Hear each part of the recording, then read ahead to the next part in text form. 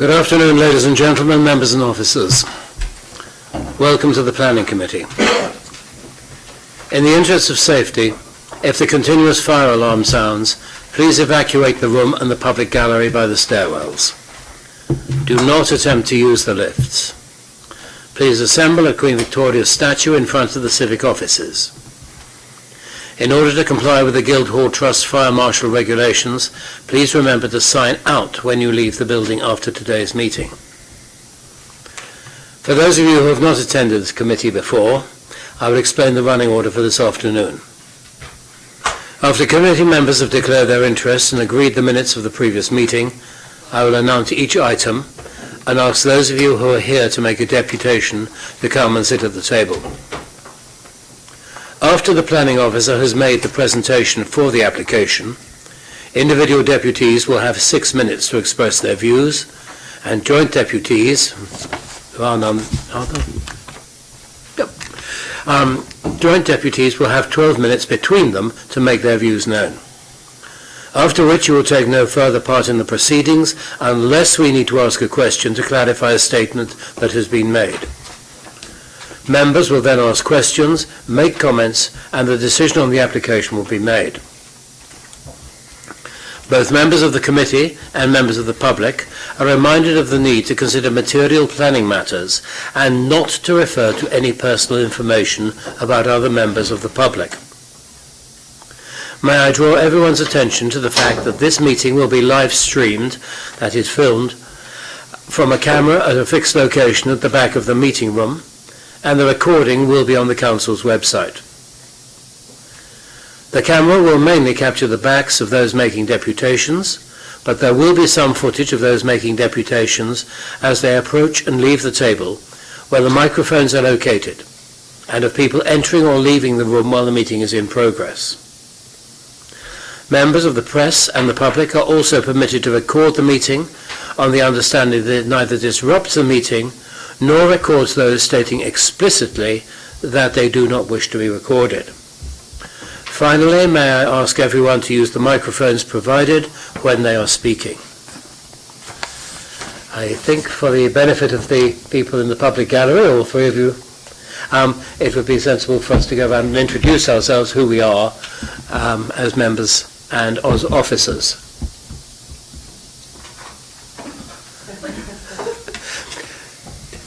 There comes a time with some members when they forget who they are and they have to be reminded.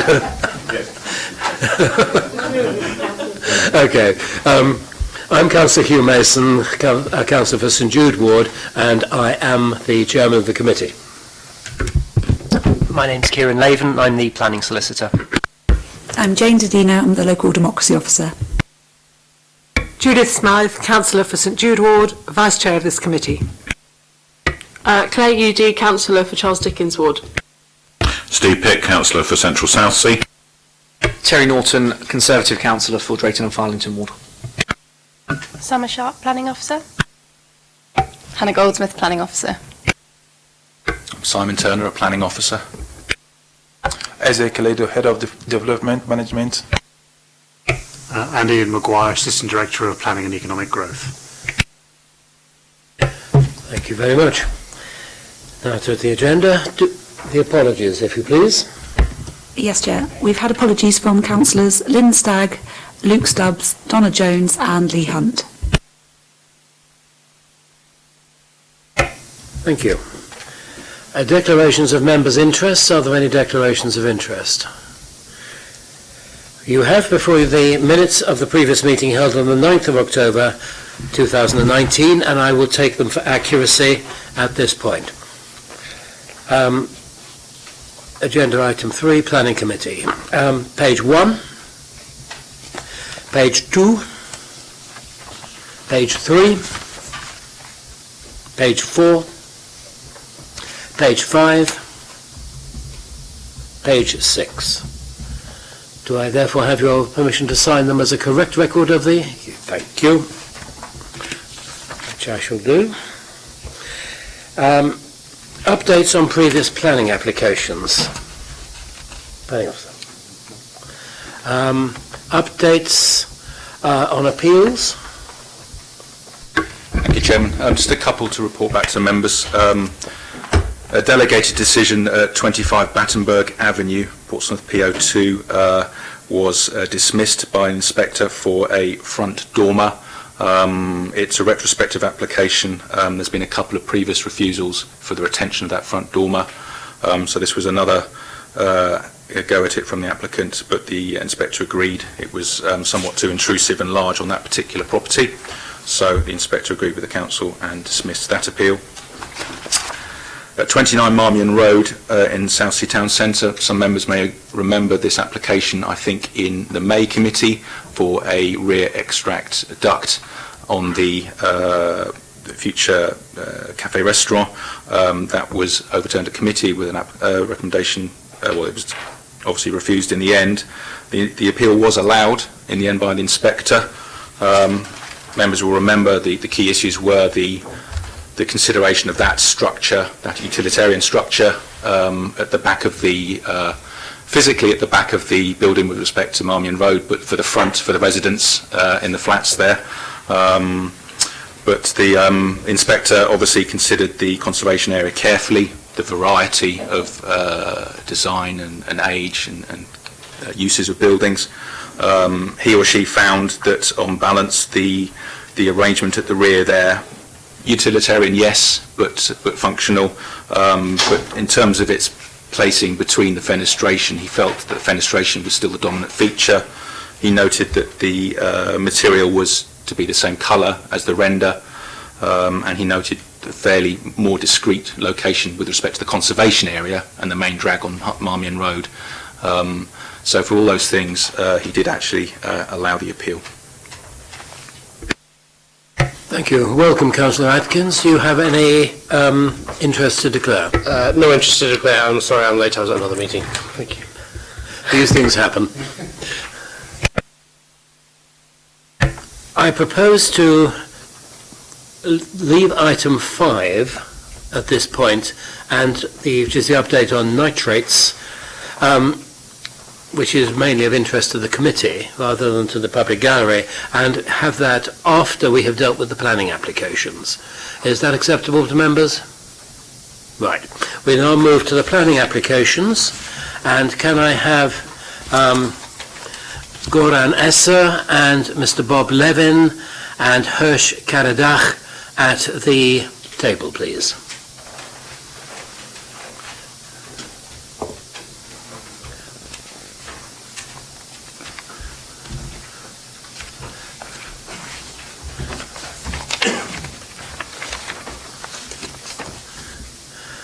Thank you. May I have the officer's report, please? Thank you, Chair. Good afternoon, members.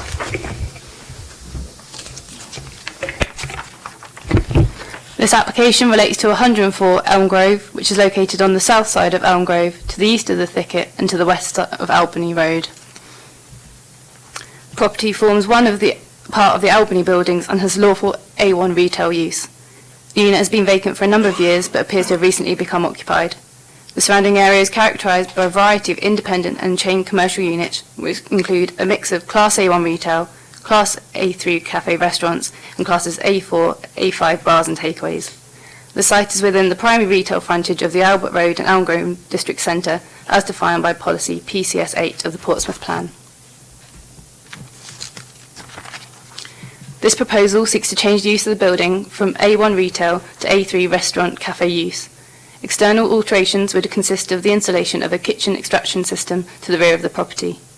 The proposed opening hours for the unit are 6 a.m. until 5 p.m. Monday to Saturday and 8 a.m. until 4 p.m. on Sundays and bank holidays. Up to 10 members of staff would be employed on the site. Photo of the rear elevation and the existing and proposed floor plans. As previously mentioned, the site is located within the Albert Road and Elm Grove primary frontage, and therefore the main policy consideration is Policy PCS 8 of the Portsmouth Plan. The policy states that 50% of each section of primary frontage must remain in use as shops A1, whilst no more than 23% of the total frontage of the centre will be in use as restaurants, drinking establishments and hot food takeaways at any time. Based on the information held by the Council, the Elm Grove primary frontage, including vacant units, the existing A1 frontage amounts to 47.8%. The proposed change of use would decrease that figure further below the policy threshold to 46.4%. For the whole centre, the existing A3, A4 and A5 frontage amounts to 26.2%, which is already above the 23% maximum. Proposed change of use would increase the figure further to 26.4%. All other planning considerations relating to amenity and highways have been outlined in the officer's report. Having regard to policy PCS8 of the Portsmouth Plan, it is the local planning authority's policy position that this premises should be maintained in Class A1 retail use. The proposed change of use from Class A1 to Class A3 would further reduce the total Class A1 proportion, would be contrary to policy PCS8 of the Portsmouth Plan. It is therefore recommended this application is refused. Thank you. Thank you. Gentlemen, you have 12 minutes between you to present the case, and we look forward to hearing you. It's the right-hand button you press down. And just leave it down. Okay, yeah, That's it. okay. Okay, so I'm Robert Levin. I'm the freeholder of the premises, and I've been largely supporting the applicant with their application. I've sort of tried to crystallise the various points in support of the applicant.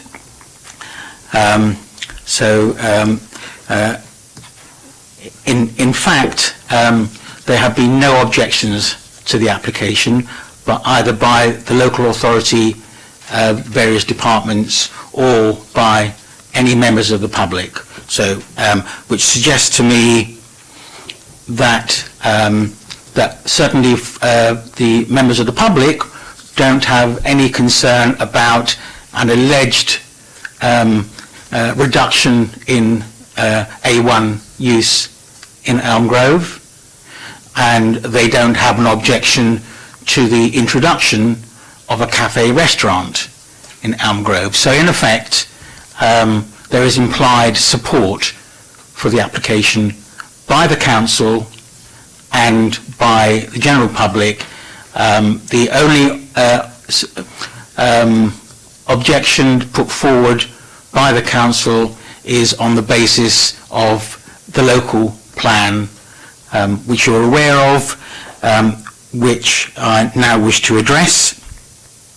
The local plan was adopted in 2012 and in January 2012, and therefore it's reasonable to assume that was formulated during 2011. So a somewhat historic policy, which in fact bears no relation to the real world as we know it today, and in particular the use of high streets, which we know has changed dramatically since 2011. So I regard that very outdated report as being irrelevant. Furthermore, I have, in discussions with Simon Turner, established that there are no documents surrounding the policy, and there is no, he hasn't been able to provide to me any evidence as to the rationale under which that policy was created. More specifically, as relates to 110 and 112 Elm Grove, which is immediately, well, there is 104 to 112. I own 104, 106. Another party owns 108 to 112. So, for some reason which Simon Turner is unable to explain to me, because there is no evidence available, and apparently no staff members able to comment from that time, as to why 110 and 112 is excluded from the local plan, when it is an adjoining property within the, they are identical properties within a purpose-built parade, and and clearly a part of the same shopping and street environment. And yet, if the applicant had chosen to wish to open his proposed business at 110 or 112, it would be okay. It would have had to have been approved, because the local plan doesn't say that it can't be approved, and we already know that there wouldn't be any objections either by the council or by the general public. So the same business 2 doors up would be approved. So I think that there is a very strong argument in support of approval of the application. I'm sure that some, if not all, of the persons present today are aware that there has been a recent letting of 106 Elm Grove for A1 use, and there is also a recent, with A1 use, there is also an even more recent letting of 104 for A1 use, which is the subject property. I have allowed those lettings to proceed purely as a matter of expedience. In other words, I couldn't continue to endure the deprivation of income and the ongoing liabilities in respect of those properties, vis-à-vis an ongoing requirement to pay business rates, which really takes me to another point that I might enlarge on in a moment.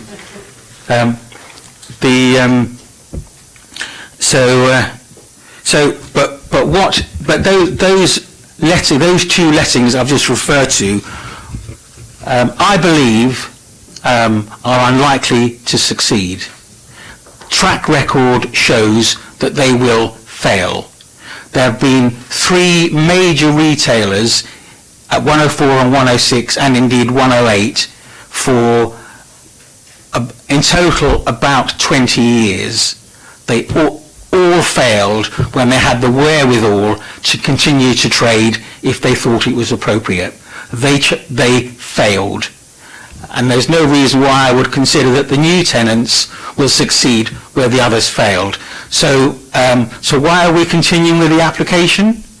We're continuing the application because we need to prepare for the likelihood of those businesses failing, and don't then want to have to find ourselves in the position that we are in today, where we're having to persuade the council based on yet further evidence that A1 is not an appropriate use for those premises. We're just trying to deal with that now.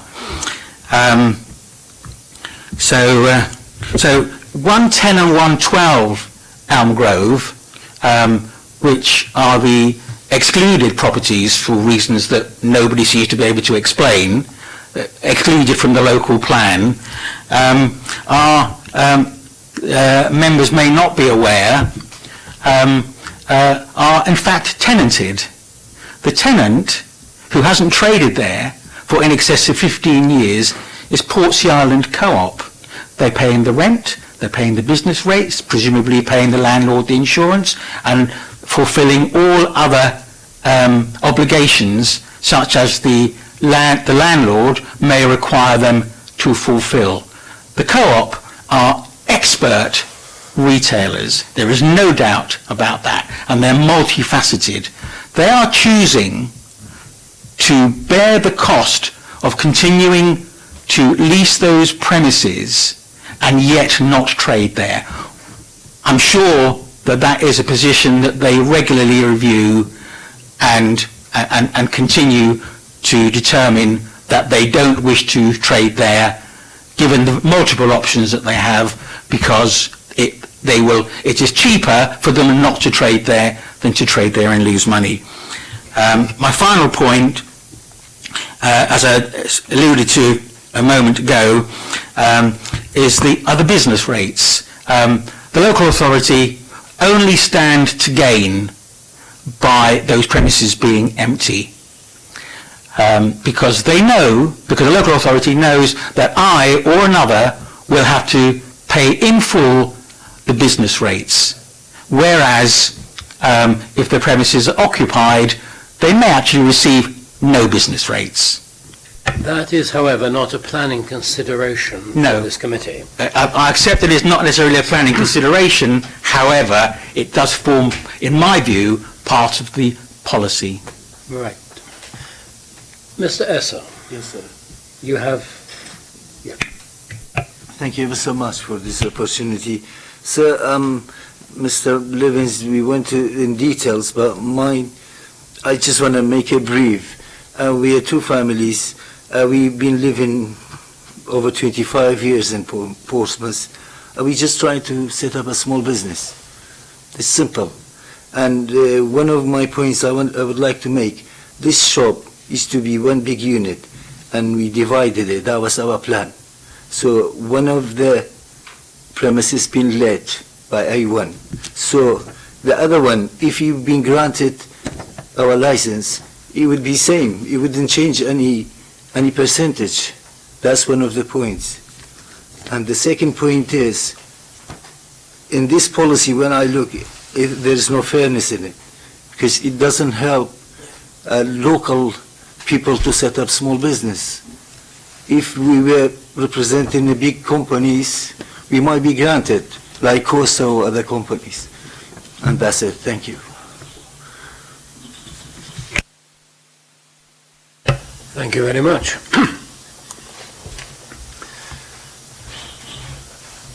Following that, I would remind members that the matter under consideration is a planning matter, and we have to deal with this in terms of the plan and the extant Portsmouth plan, not anything which we may or may not know about a forthcoming Portsmouth plan. So, members, questions? Councillor Udi. It's a question for Kieran, actually. If I sit on this and whether it's put through or refused, if the applicant then later applied for an alcohol licence, would that impede my right to sit on a licensing committee? So you're saying you're concerned that any decision you make today could impact on a future decision? No, that wouldn't be the case. Councillor Norton, then Councillor Slide.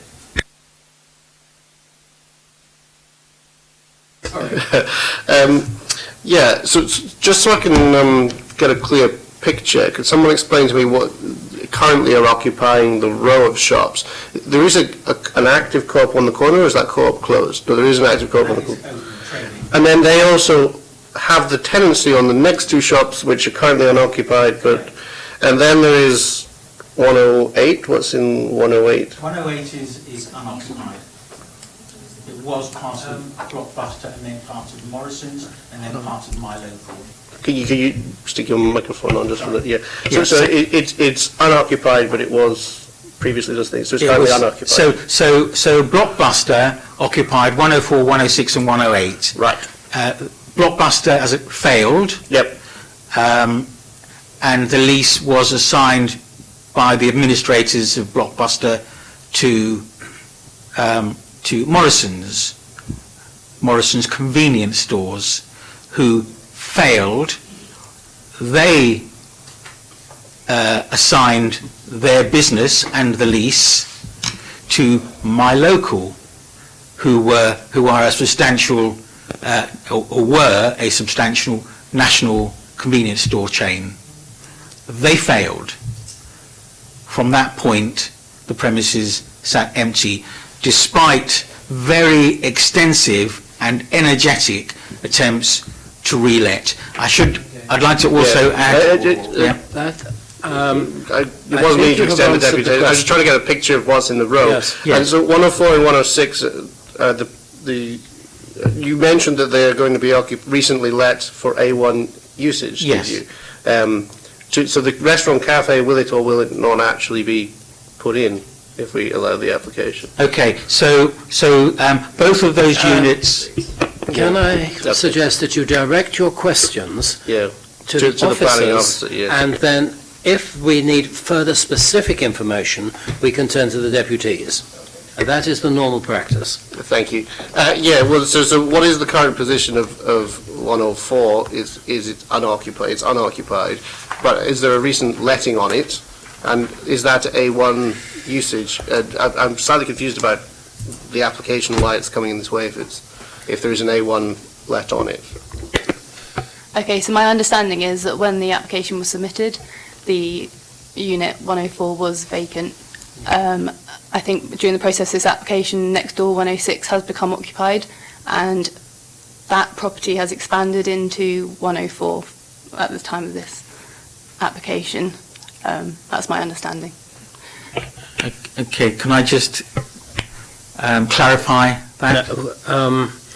I think, does that provide a satisfactory answer to your question? Yeah, I suppose I'm still slightly struggling, so what is the purpose of this application then? But I don't know whether or not the chair thinks it's appropriate for me to direct that question. What was the purpose of this application if it's currently in A1 use? I think the purpose of the application, as was stated in the deputation, is that there is on track record, there is an expectation that A1 use will not be successful in either of these premises, and therefore this is, in a sense, an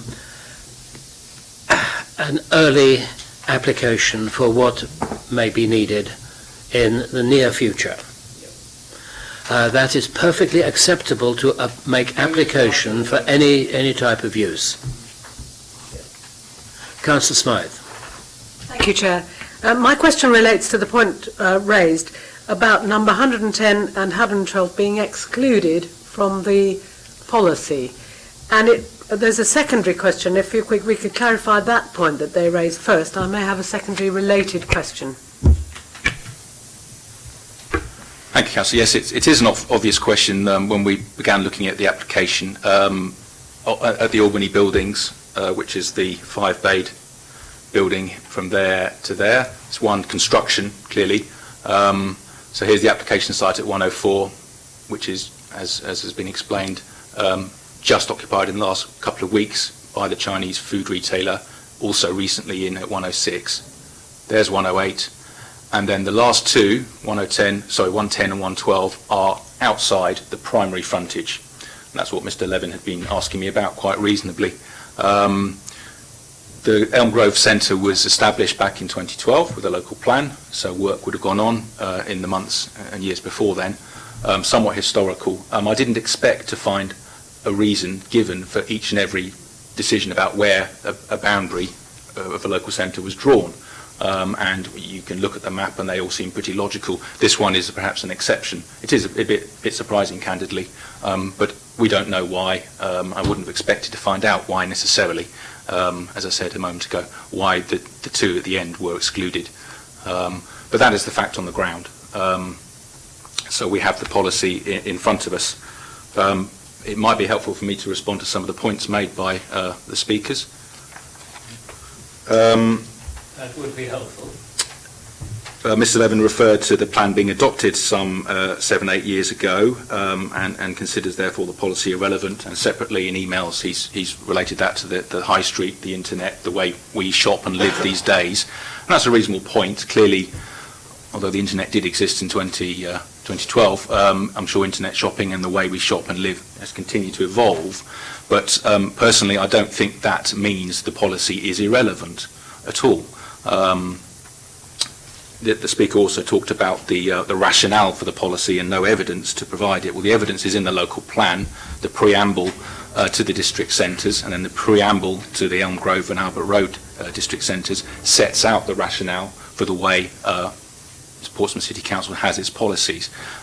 Each local centre is different, and clearly when we set up the policies for the frontages, we've got different policy thresholds for the different frontages, which shows an adaptation and reaction to the characteristics of each centre. So we feel that what we've got in Albert Road and Elm Grove is appropriate. Yes, internet shopping may have changed things. There are so many factors affecting business success or failure in any sector, nuances of innovation, economics, location, how a sector is going, customer care, price point, all these sorts of things affect an individual business. But I think the facts on the ground here speak for themselves. In Elm Grove, I would class this as a healthy local centre. If you walk up and down Elm Grove, as I do fairly frequently, the number of vacancies are very, very low, which I think is a fairly strong indication that it is well occupied, ergo it would appear to be relatively healthy. The concentration of vacancies is in the Albany buildings for some reason. Don't know why.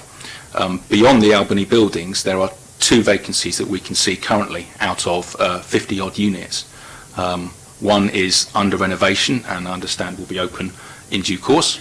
Another one is a catering cake company that is relocation for business reasons, clearly successful and so on. And the fact, in my opinion, that number 106 has reopened as a Class A1 retailer and is expanding into 104 demonstrates, to my mind, that there is a demand for small, relatively small units for Class A1. If you know this centre, it has a wide variety of uses and characteristics, many of them local and independent. So we think that the policy is correct. It's a good balancing level at 50%, and the fact that it's been reoccupied for A1 seems to demonstrate there is a demand for it. Well, there's been misinformation there. Surely I'm allowed to correct misinformation. That is not the information which we have to work on. Is the information which is provided. But Simon by Turner our has officers. just provided Sir, I am speaking, and you will not speak over me. misinformation is permissible. Will you please be silent? You will not speak over me. I am the chair of this meeting. I have listened to you, sir. I have taken notes upon what you have said. Should you wish to make a further comment, then you may ask me whether you have my permission so to do. I am chairing this meeting, not you. Now, you said there was misinformation. Correct. Would you quietly state what that might be? And if you wish to make any further points, I would ask you to make them to the chairman, because I'm running this meeting. Yeah, Thank you. okay, fair enough. Okay, so the business at 104 is not expanding into 106. They are entirely separate businesses. Okay, thank you. Councillor Smythe, you had a second question, then Councillor Udi, then Councillor Norton.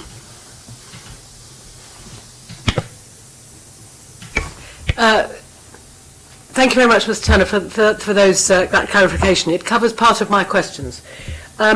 I just wanted to ask a supplementary question just to test my understanding of that policy. When the policy was, which is our policy and which we've been going on for lots of precedents of having imposed that policy on decisions, we chose only certain parts of Elm Grove and Albert Road to be defined as primary frontage.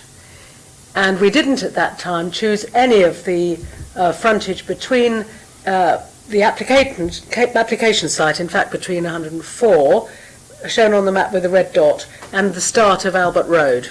Even though, if one was to look at it again, and I'm not anticipating we'll even do that, there are shops down there. So we made a decision about what the primary frontage was, and the statistics, the 50%, the 23% and so on, apply just to the primary frontage and don't apply to the rest of the things in the road. Thank you, Councillor. To be clear, the 50% is for the primary frontage in Elm Grove. Yep. The A3, A4, A5 calculation is for the whole centre, Albert Road and Elm Grove, primary and secondary frontages. But I think the sort of question you were alluding to, were you asking why the central area wasn't allocated or designated? No, not particularly. I can understand why that meant. I'm saying that I wanted us to be explicit about the difference between primary frontage identified for the application of the policy PCS 8 and the fact that there is secondary frontage along there, that just to get to the bottom of the question that the applicant asked. Thank you very much indeed. That's helped me a lot. Councillor Udi. I think this primary and secondary frontage has pretty much answered my question, but so obviously that wouldn't include the retail units at the end of Elm Grove that include like the tanning centre. There's a vacant lot next to the One-Eyed Dog and Trotter's shop and stuff, so that is not included in the Elm Grove plan at all. Are you talking at the junction with Victoria Road? Yeah, that area. Yes, that is the central area that is secondary retail frontage. Yeah, thank you. Mine is question is about conservation, I guess, and mainly about clearing up some issues with occupancy. So we said that you're looking at that. On a glance, there are 2 vacant units, but that photograph seems to show more than that, just in one small area. So do we have an accurate number of vacant units or a percentage of vacant units to hand? Because, I mean, I'm counting, 1, 2, 3, 4 there, is that right? 5? We don't have a percentage on the vacancies, but to be clear then, again, this is the application site recently occupied by a business. This is the Chinese retailer, Food A1, recently occupied, and then 3 vacant, 1, 2, 3. So there are 3 vacant units now in this building. And in the bottom photo, that's one of the ones that we've considered, right? Yeah, that's the one there. That's the opposite, yeah. And then there are 2 others that we mentioned in the report, and I've touched upon just a few minutes ago. The one that's under renovation, so we expect that to be reoccupied shortly, and the one vacated recently by the cake company. Yeah. Okay, thank you. Councillor Atkins?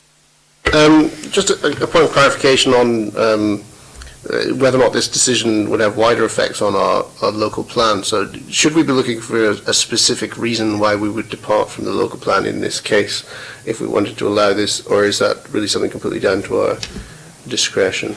If we allow this, do we then have to consistently apply it to others, is really what I'm asking. Of course, we do like to be consistent. If there were to be an instance where we wanted to go without the local policy, we'd obviously need to be convinced that was the right recommendation to the committee. And indeed, that was part of the engagement with the applicants. To give them a fair crack of the whip, we wanted to better understand. There was a submission with the original application talking about why the units couldn't be occupied by Class A1. And I thought there was probably more information that wasn't in front of us, so we engaged the applicant to try and understand better what marketing had taken place. Was it indeed impossible to find an A1 retailer? Doesn't appear that way. But we wanted to better understand it, to give them a fair crack at the whip to make the best informed decision.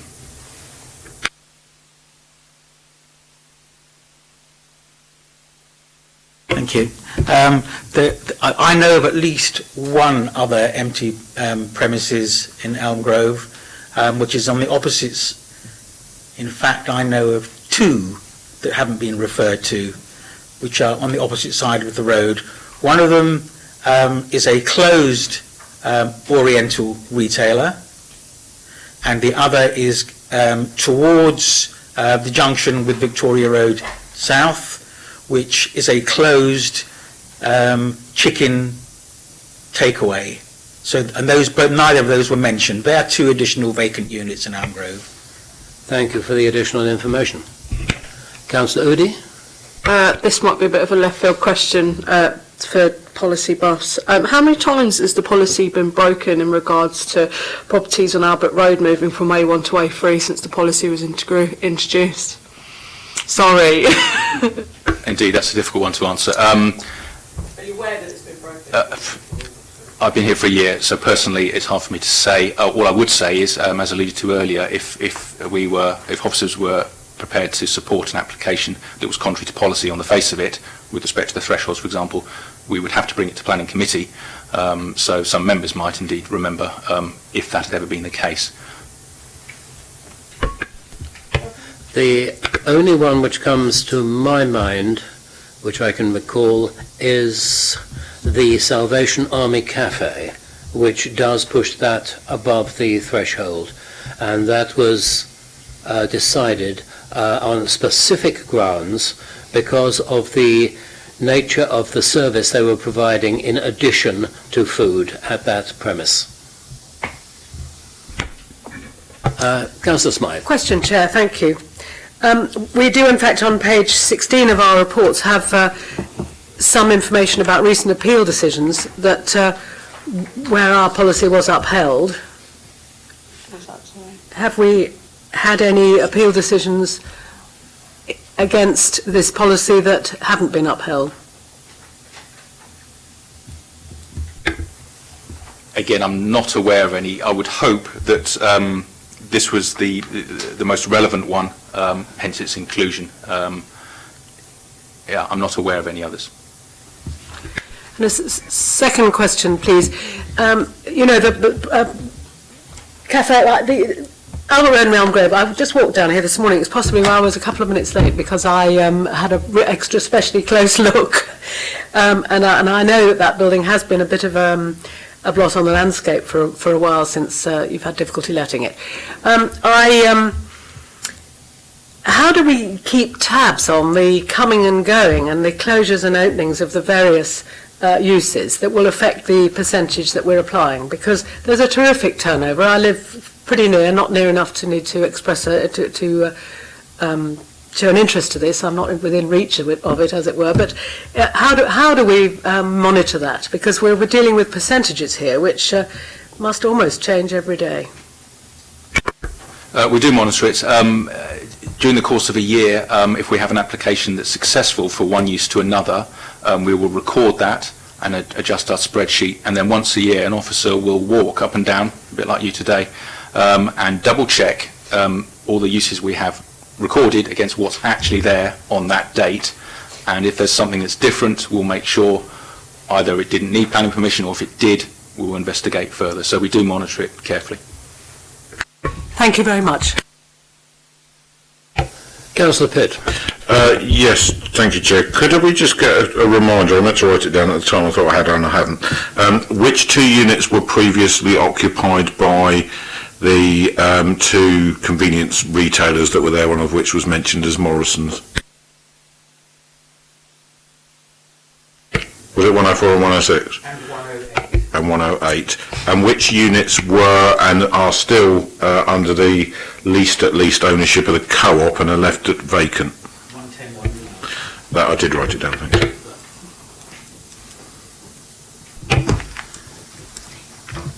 Councillor Smythe. This is a related question. You did mention, it was mentioned by the applicant that in fact they wanted to use half the building for retail use and half only for restaurant A3 use. Does that make any difference to the calculations? And in which case, would it have been clearly enough stated in this application for that to be taken into account? My understanding, no doubt will be corrected if I'm wrong, my understanding was that 104 and 106 was of interest to the applicant, both of them. That has reduced down to 104 as 106 has come into other use, but the application was for 104 only, I understand. Thank you very much, that's clear. Any further questions?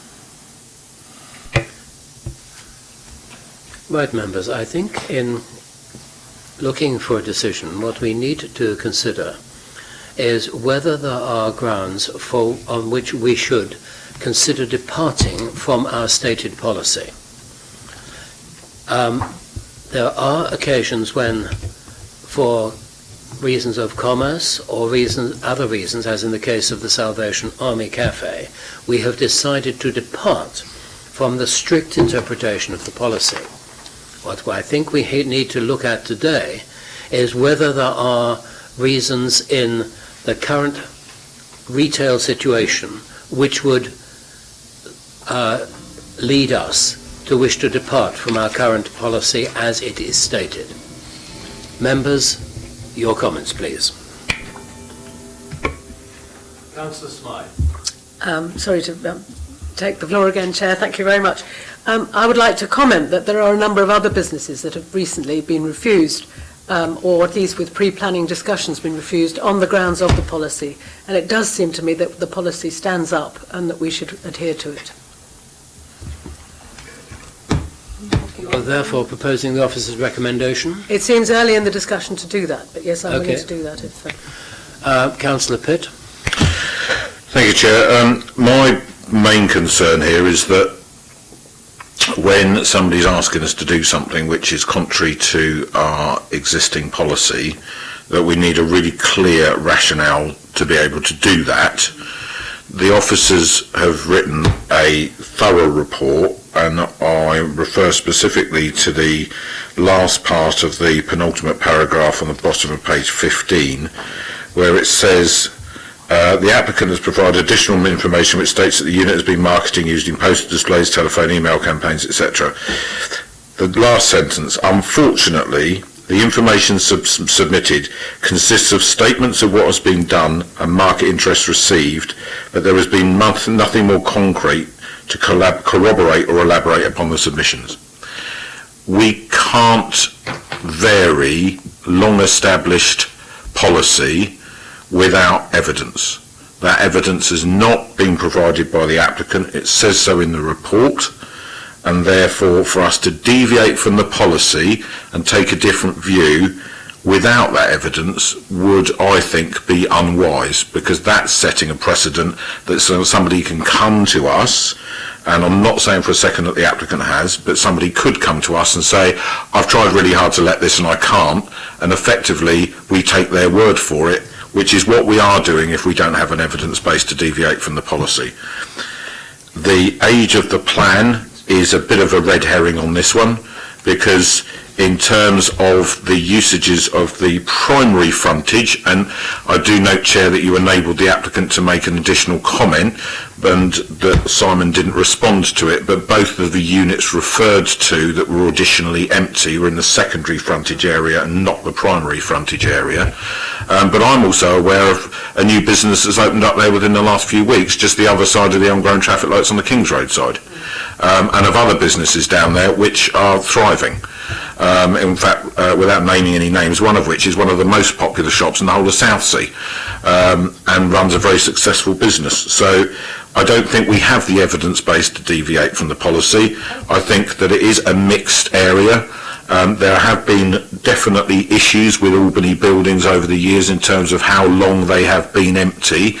There is obviously a reason why the co-op are deliberately keeping 2 units empty, if what we've been told is true, but nevertheless they are deliberately keeping them empty. They're not unable to be relet necessarily, they're just choosing to keep them empty. We know at the Bridge Centre that Asda's choose to keep those units empty. It's not that nobody wants them, but they're choosing to keep them empty, and that's very different from there not being any demand for them. So I would think that on this occasion we should stick to the advice that we have from the officers, because it is clear and unequivocal that there is no evidence base to deviate from the policy. Councillor Atkins.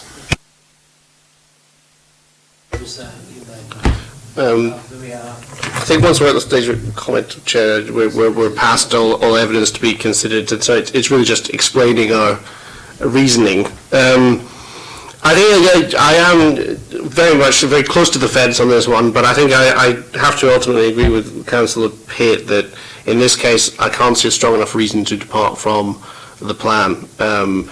While there is high turnover clearly in that kind of area, and I appreciate all the useful information you've given us, Mr. Levin, about the state of the local economy, and that is very useful, and I am going to keep it in mind for future applications and as we have discussions about the new future plan. But we're currently working on our current plan, and given that there is high turnover, people are still attempting A1 businesses in this area with mixed success perhaps, but I think there is enough justification there to continue to protect A1 usage for the time being, and so I think I'm minded also to support the officer's report in this case. Though that could change in the future, because I don't like to see units lie vacant for a long period of time. Councillor Norton. Thank you, Chair. Just a number of things here. I think it's welcoming that the officers have said that they do regularly check that these buildings are being used for the correct purposes, and that they all have planning permission there. Also, I think it's worth noting that There are no objections to this, no public objections to this, and if you to look on comments in the press, etc., many are in favour of this. My issue with this is that on conservation grounds, there is nothing, I think, more damaging than conservation grounds than rows and rows of empty shops. And I take on board Councillor Pitt's comments, supported by Councillor Atkins. I think it probably would be unfair on others to deviate from the plan, but there is evidence there, I think, that the plan is potentially not working. What people really want is shops that are occupied, not empty, derelict, vacant units, and I think it's with a heavy heart that I think I would probably have to support officers' recommendations here, but note for future meetings we must do more to make sure that these shops are occupied.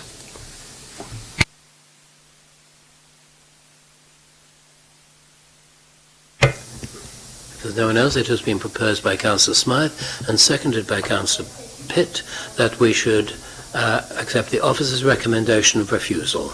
Those in favour of that proposition, please show. That is unanimous. Sir, thank you for the forceful way and the informative way in which you presented your case to us. I'm sorry that we are unable to come to a decision which will give you comfort.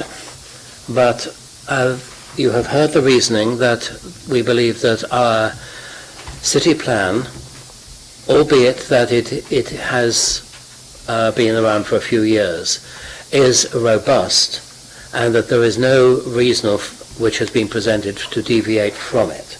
So the officer's recommendation for refusal is accepted. So thank you very much, gentlemen.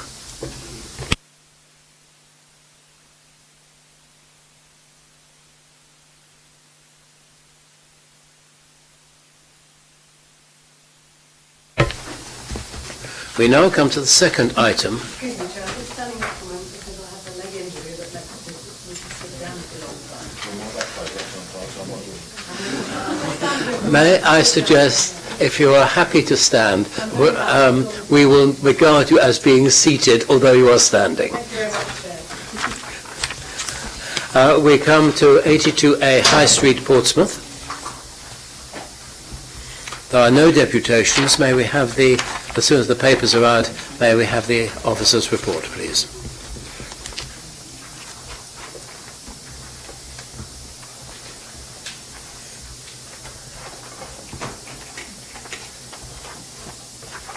Thanks very much.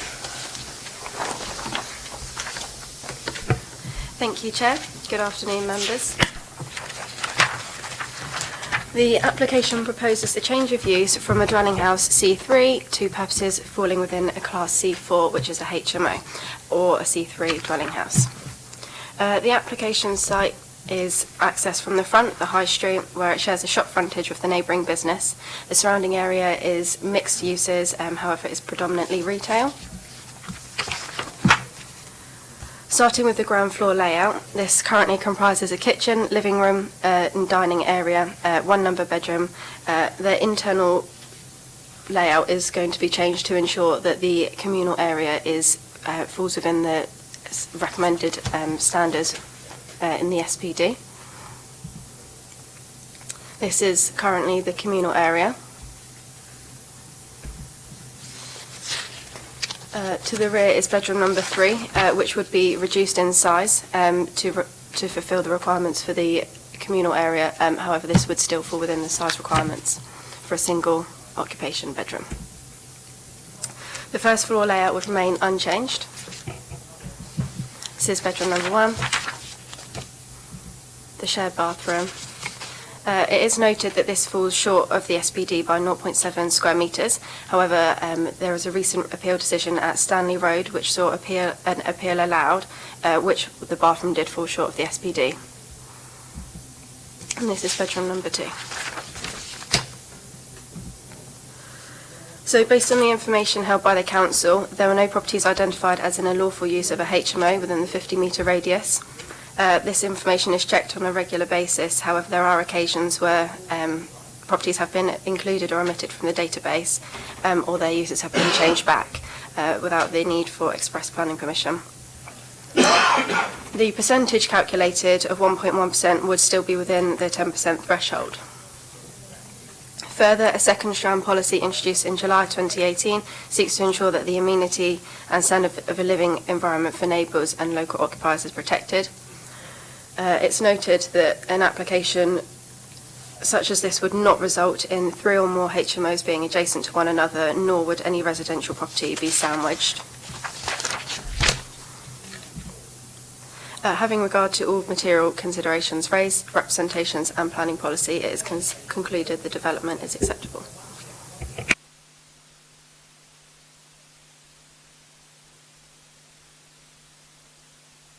Members, questions?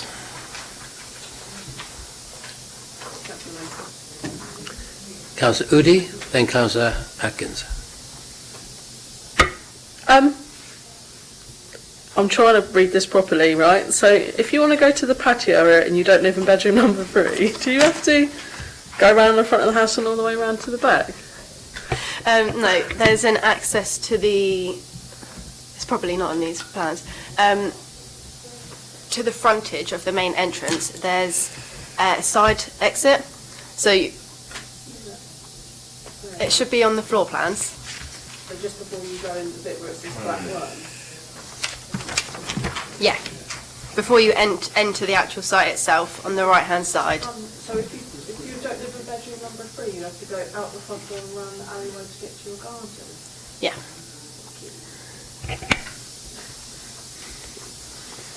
Councillor Atkins. I had a couple of questions, guys. Right, the first one was about this plan. So this area on the front of the building is the kind of shop area, entrance area. So that thing that's, and that's both the ground floor and the first floor as well, is it? That just ends upstairs as well. The site is ground floor, first floor, yeah. Yeah. Yeah, I was just confused about the entrance. More substantive question. You made reference to an appeal that was undersized on bathroom that was allowed. Would it be possible for you to summarise the reasoning on why they felt that that was still acceptable? And were there other similarities in the property, or is that not relevant? Was it 3-bedroom, 4-bedroom? Did it have other bathrooms, or was it very much like one bedroom with one bathroom with 3 bedrooms that was undersized? As far as I'm aware, the applications are very similar, hence why we've used it as reinforcing our standards. The bathroom was 0.4 shorter than the SPD, and the main reasoning was that the inspector chose to allow the appeal was that it would not result in any unsatisfactory living conditions. Okay. Thank you.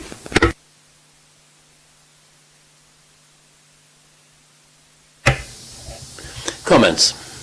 Councillor Atkins. I'm perhaps slightly unusual for council. I'll admit that I don't mind HMOs when I think they're a good standard. I lived in one for a while. I don't anymore, but I did. So when I think they have a good amount of space and they're well done, I'm very happy to approve of them.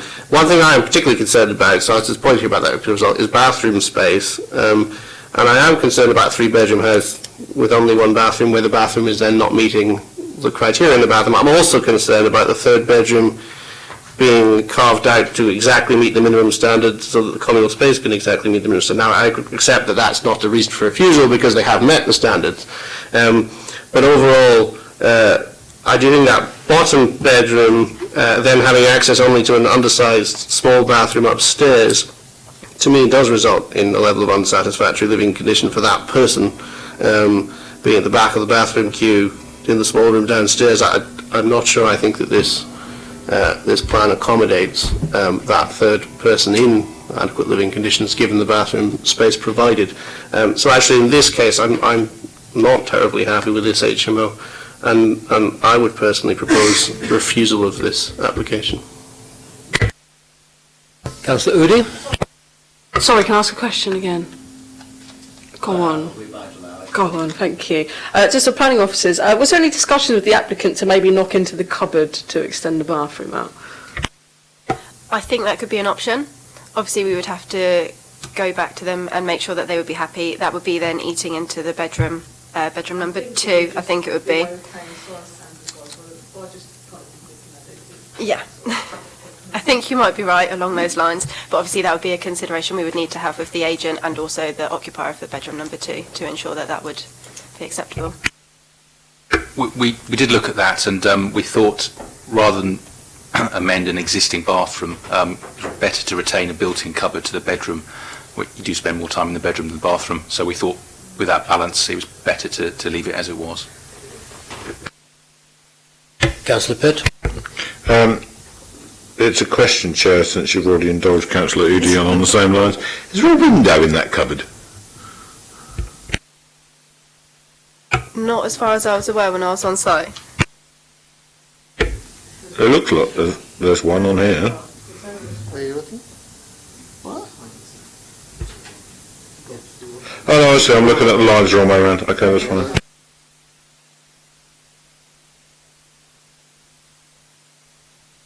Details of the plan. I assume the reference to flat 1, which is clearly taken over from the existing, should be just deleted. It's not a separate flat, that is it?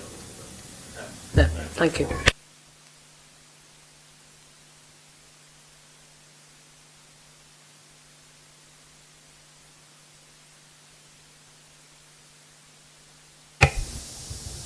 Councillor Atkins has proposed refusal on the size of the bathroom because it does not meet our standards.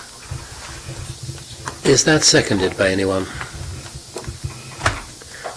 Councillor Norton has seconded.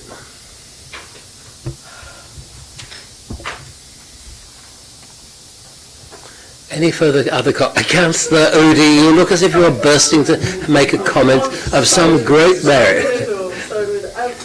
I'd like to make I think, and I'm going to hate myself for this, I understand to a degree on the size of bathrooms because a lot of bathrooms in Portsmouth are quite small in houses. Me having that issue in my own house, it was literally a shower before I moved in, and they were very kind to put a bath in for me because I had children, and now it's even tinier.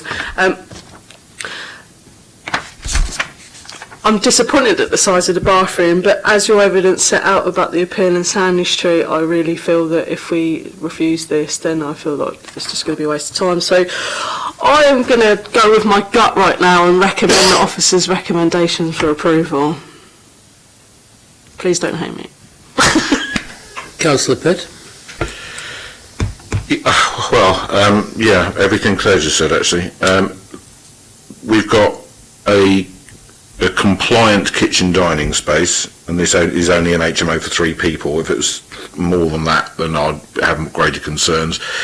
Bedroom 3 and proposed bedroom 2 are both compliant, one of which is over. The bedroom 1 is a very large bedroom. We seem to be meeting the space standards overall, and we're less than a square metre under. It's a really marginal one, but my gut feeling is if we turn it down, the inspector's going to tell us that we're being unreasonable. Normally I'm a stickler for the space standards, as everyone who's sat on here for a long time. I've been on here 4 years almost now, and I like to stick to them. But I also know from having sat through a number of applications and seen the appeals go off and come back, that when we're being that pernickety, when at least one of the rooms is very much bigger than the acceptable, than what we're looking for. One of them's quite a bit over, and the other one is compliant. There's also an outside space there that's usable, a decent sized kitchen. This is not one of the worst that we've seen by any stretch of the imagination, and we've turned down some ones that look better than this, and lost appeals on marginal room sizes. So I'm going to second Councillor Udy's proposal. If there are no further comments, we will move first of all to the recommendation for rejection proposed by Councillor Atkins and seconded by Councillor Norton. Those in favour of rejection, please show. Those against that proposition, please show. That is lost. We therefore come to the second proposition proposed by Councillor Udi and seconded by Councillor Pitt, that we should accept the officer's recommendation and give planning permission. Those in favour, please show.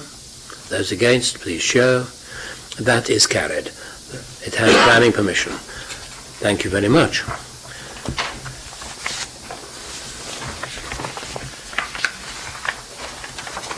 We now move to other business. First of all, the update on nitrates, and then...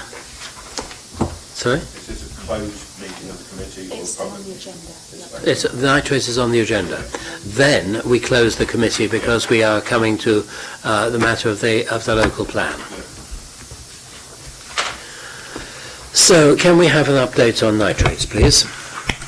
Thank you, sir. I'll be quite brief. Very much looking at the update I provided for you the previous meeting. We were turning the resolution into a strategy to get to publication and obviously as quickly as possible use of that strategy. The strategy has been drafted up. It is currently with Natural England, and obviously the key statutory body that we'll need to get approval from, but certainly support from, so that we can be confident in its use. They have assured us they will provide their comments back by Friday, so it's 2 days' time. We will then take it through, obviously, member notification and detail before we can bring it in for use towards the end of this month. Members, any questions, comments? Just to confirm, so we're looking like we're on track for planning permissions to be granted at the end of this month. It may just sneak into December depending on committee timetables and things, but yes, yeah. Right. If that is the case, that you do receive this information on Friday, could a brief note be, if it is too late for the weekly report, could be sent out to all members of the planning committee as a matter of some immediate concern? Okay, thank you. Councillor Atkins. Just to confirm, the mitigation strategy will cover all of the current backlog and some time into the future, so we don't need to talk anything about prioritising different applications. We can cover them all, can we? Yeah. As previously looked at, we're looking at this covers a 2 to 3 year period. Councillor Pitt. There's no actually agenda point for date and time of next meeting, so I'll bring it out here if that's okay. If that goes according to plan, and we've also got some issues around getting the HMO SPD through approval as well, the committee currently has a commitment to meet on the 11th of December, which I think everyone, at least on this side of the table, knows is the day before general election. You don't know it's the day before general. Oh, no, I do know. Oh, okay. I'm not busy. You're not busy, right? Okay. So Claire's free, but the rest of us might have worn out third pair of trainers by then. So my question to you, Chair, and the committee is, in order to stick to our commitment to get on with this, and I'm very grateful as a cabinet member to the other group leaders for saying that this is a priority, and there's no issues with us getting it through during the PERDA period, because it's very important to all of us, whether members would be minded to have a committee on the 18th of December rather than the 11th, to enable us not just to look at this, but items that are held up by nitrates, but other things as well. We've also got some quite significant planning applications coming down the line, and in order to get them cleared, it would be useful to have a sense of people's availability as to whether we could get a quorum committee that day. Councillor Smythe. I very much second that, but I would also be prepared to offer the Wednesday before the 11th, because we won't be quite so... I think we're already having a meeting on the Wednesday before. We're already having, so this is the second meeting of the is That's fine, yeah. The situation is that we have an earlier meeting Yes, I in understand December that. to deal with some of the backlog.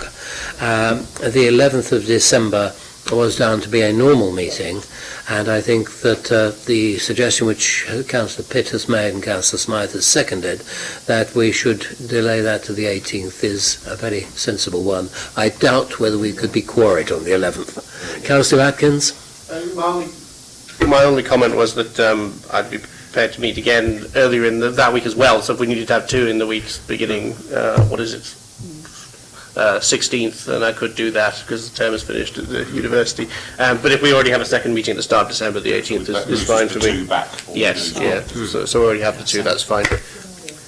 I think I think this is very important because, as Councillor Pitt said, there's some very important stuff coming down the line, including the St James's Hospital site and the sea defences. The latter one of which is time critical, and so we do need to deal with that one, and it will be a major planning application, so it will take a lot of time.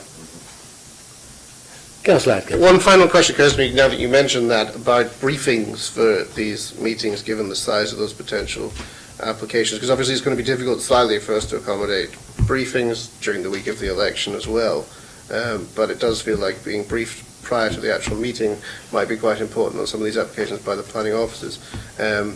When would that likely take? I suppose can we move the briefing as well to the Monday or Tuesday of the week of the 18th? Yeah, I'm good if it's on Monday. But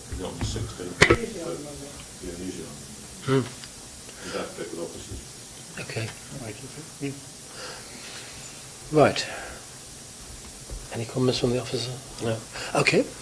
Well, feed that back, and I think we're all in agreement that the 18th would be a sensible date. Sorry? Would you like to change the start time to an earlier one for the 18th, to start at 10 maybe? Depends what the business is for the 18th. If it is just... I was going to suggest that because there are a lot of evening things that go on for families round that last week of term, aren't there, if anybody's affected by that. I'd certainly be willing to move that we met earlier on that day of the 18th. Because quite a large agenda. I am told by the officers it will be quite a large agenda, Yeah. so would members be willing to 10 meet at 10 a.m. on that day? Yes. Pending nativity. Sorry? Pending my daughter's nativity. You can nip in and out. Daughters' nativity plays always take precedence over planning committees. It is a well-known fact. Councillor Pitt. I think we were hoping, I had a chat with Ian about this earlier on to try and, so we could make sure we communicated clearly. I think the idea would be that we would have for example, a major application in the morning, such as the sea defences one, if that's how it turns out, and then have a half-hour break for lunch or something, and then have a more normal agenda in the afternoon. So we've given proper consideration to a major application, but then we deal with normal business later on in the day. Sounds good. Is there not an argument to have sea defences, St James's in their own meetings? It's down to you, isn't it, I guess, but you don't want things to get lost, do you, in the size of things? I know sometimes we can move to the chamber as well, don't we, if it's a big issue, like the prison, etc. Yeah.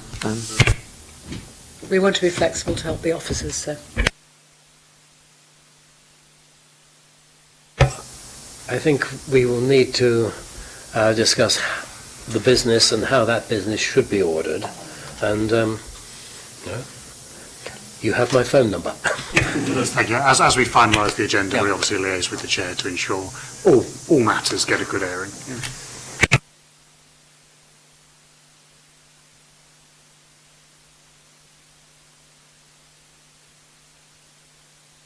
I propose that we now move into closed session. Just close the meeting. I'm advised that since it isn't actually on the agenda at the end of this meeting, we close this meeting, and that we meet subsequently in closed session. Correct? Yeah. Oh, thank you very much to the press for being here.